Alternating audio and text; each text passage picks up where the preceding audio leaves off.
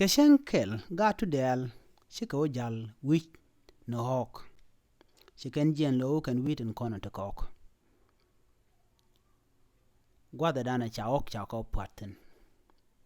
me shika chu wich angudok lakador shika ore hoko ba yang te ga jwaga indini jen ngach chuka ku char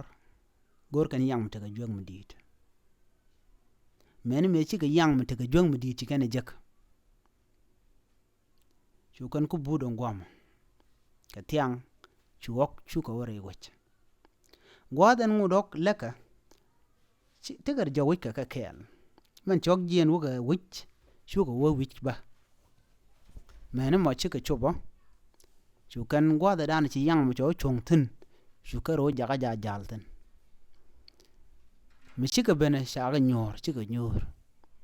en chieng mo te ka paidap ere chieng mo ajen yang kel mo de tina karwa da tele yang do dien en yang an chikene gwine dor ajala yang kelo antar gwalamo tele yang mo dom mo ngaike shwe wika du dal shwe ku yiche long ko shika meng na gol me yanda kel shikan ngajo ken bikin yen ka boss chukan rodien laler gatu del ngum balel ma ku tieda lendo chukan goro biga chap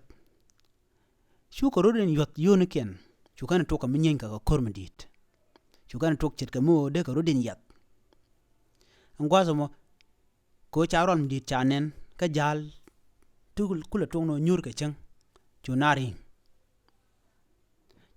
ko baga berij chaga chu daka pin nan garama tar gwalen dok dien ka chu garamo chu do tar gwalam ka jan gwazo mo chukuru din ko de lunga kwet dit